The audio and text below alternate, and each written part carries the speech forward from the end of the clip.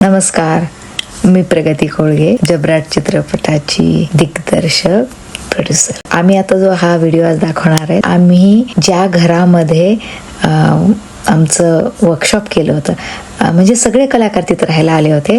तिथंच राहायचं, तिथंच प्रॅक्टिस करायच्या, तिथंच जेवायचं, धमाल चालली होती सगळी.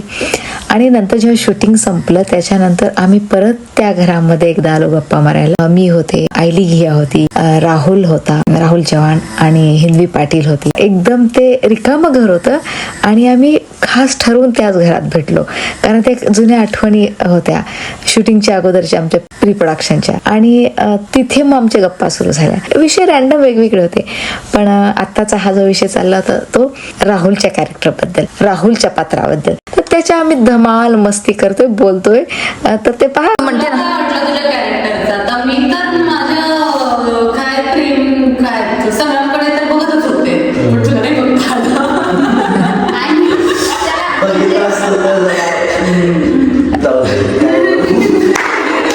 एक मिनिट स्पेसिफिक बोल राहुल, स्पेसिफिक बोल.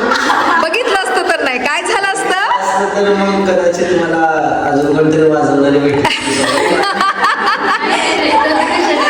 पण प्रगतीताईने तुला असं सोडून काढला असता. तुम्ही नाही बघायचं एकमेकांकडे. मला असं वाटायचं की ते पात्र असं आहे तर ते असंच करावं. आणि राहुलच्या कल्पना वेगळ्या होत्या, म्हणजे त्याला ते ऍक्सेप्टच होत नव्हतं की हे का असं. मी जर सगळ्यांकडे बघितलं नसतं तरी पण प्रगतीताईने ते चांगलं असं की तू सगळ्यांकडे का बघत नाही. एक्झॅक्टली, कारण कॅरेक्टर तसे आहेत ना ते. एक जणाला बघायला सांगतायत, एक जणाला नाही भेटत, एक जणाला प्रेम भेटत, एक जणाला नाही भेटत. म्हणजे काय हे म्हणजे आणि हेच तर राहुलचं दुःख होतं की मला तिला का बघायला येत नाही, मला तिला का पकडता येत नाही. राही संग्रामकडे बघू शकते आणि मी का तिच्याकडे बघायचंय, ती पण माझी हिरोईन आहे. इनफॅक्ट राहुल ती तुझी हिरोईन नाहीच, किंवा मे बी हिरोईन जे काही आहे नाही हे सगळं त्याने सिनेमात दिसेलच, किंवा काय आहे काय नाही तुमचं नातं काय, पण तुला बघायला येत नव्हतं तिच्याकडे, किंवा अलाउड नव्हतं, किंवा मी अलाउड करणार होते, हे शुअर होतं. खूप शुअर होतं, हे खूप शुअर होतं. पण ते पात्र थोडंसं युजल नाहीये, म्हणजे जे असतं सगळ्या सिनेमामध्ये किंवा आपल्या आसपास जे असतं तसं ते नाहीये, ते थोडं वेगळं आहे.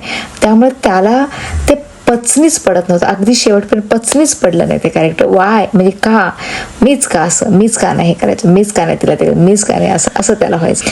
आणि तो तिथे गेला सेटवर की बरोबर तेच करायचं जे त्याला करावं असं वाटत होतं, किंवा त्याला करायचं होतं. पर मग माझं तिथे रागवून घ्यायचा की राहुल, माझी नजर इकडे जरी झाली तर राहुल बघायचं नाही, इकडे जरी राहुल स्माइल करायचं नाही. म्हणजे मी असं होतं की यार नाही, मला आता मी लॉक लावेल आणि मी शांत बसेल, मी काहीच करणार.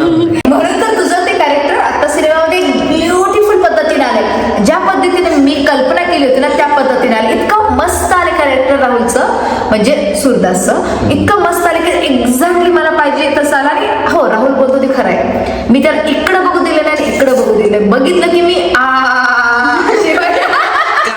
कालिका माता तुम्ही बघितली कशी होती कालिका माता, बघितली ना अनुभव. कालिका माता इकडे, इकडे. कालिका माता इकडे. फक्त राहुलच्या बाबतीत झालं, दर्शन झालेत खूप चांगले. कारण राहुलला वाटायचं मी तिच्याकडे बघावं, राहुलला वाटायचं मी तिला स्माइल द्यावी, राहुलला वाटायचं मी तिला होल्ड करावं, म्हणून मग तुला प्रसाद मिळत होता कालिका मातेचा. एवढा चांगला प्रसाद नको.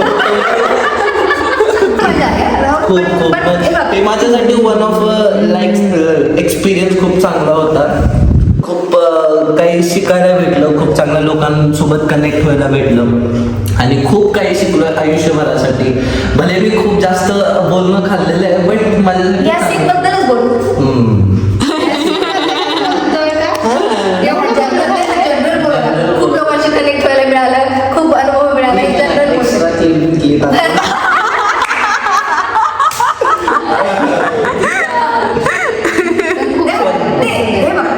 तू माझं टाकून घेतलं असशील, पण आउटपुट बघा खूप छान. लोक प्रेमात पडतील तुझ्या कॅरेक्टरच्या, लिटरली प्रेमात पडतील. म्हणजे इतकं मस्त उभारून आलंय की लोकांना वाटणार नाही की बिहाइंड द सीन हे कॅरेक्टर करताना तुला किती काय काय सहन करावं लागलं, यातना माझ्या शब्दात तोंडातून निघालेल्या.